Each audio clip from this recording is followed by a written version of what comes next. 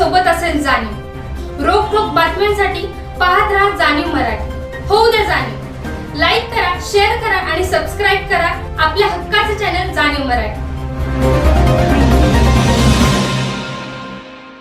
साताऱ्यात आज लोकशाहीर साहित्यरत्न अण्णाभाऊ साठे यांना भारतरत्न देण्याच्या मागणीला जोर चढल्याचं पाहायला मिळाले।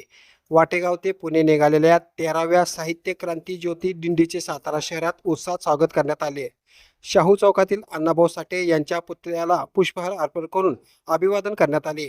महाराष्ट्र प्रदेश झोपडपट्टी सुरक्षा दल, दलित विकास आघाडी, कामगार सुरक्षा दल आणि पतारी सुरक्षा दल यांच्या संयुक्त विद्यमाने ही साहित्य क्रांती ज्योत दिंडी आयोजित करण्यात आली आहे।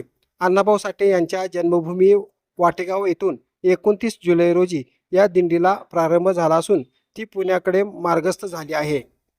यावेळी आयोजकांनी अण्णाभाऊ साठे यांनी साहित्य, शाहिरी आणि सामाजिक कार्याच्या माध्यमातून वंचित, कष्टकरी, भटके आणि कामगार समाजाचा आवाज बुलंद केल्याचे सांगितले।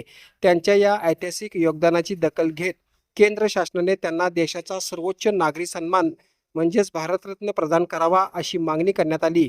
या अभियानाचा शुभारंभ सावित्रीबाई साठे यांच्या हस्ते साहित्य क्रांती ज्योत प्रज्वलित करून साताऱ्यानंतर ही ज्योत शिरवळ मार्गे 31 जुलै रोजी पुण्यात दाखल होणार असून सारसबाग येथील अण्णाभाऊ साठे यांच्या पुतळ्यासमोर तिचे भव्य स्वागत करण्यात येणार आहे। या अभियानात सुमारे 500हून अधिक कार्यकर्ते सहभागी झाले असून लोकशाहीर अण्णाभाऊ साठे यांना भारतरत्न द्या अशी घोषणांनी संपूर्ण परिसर दुमदुमून गेला।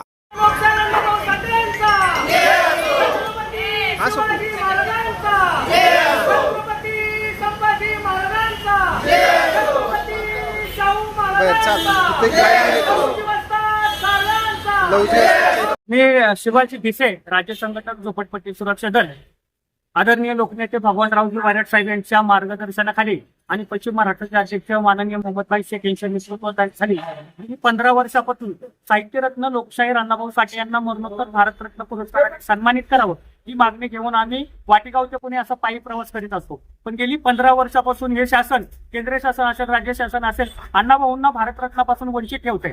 आज आमची अशी धारणा होऊन बसलेली की हे अण्णाभाऊ एका विशिष्ट जमातीचे असल्या कारणामुळेच की काय की हे केंद्र सरकार आणि भारत सरकार त्यांना भारतरत्नापासून वंचित ठेवत आहे।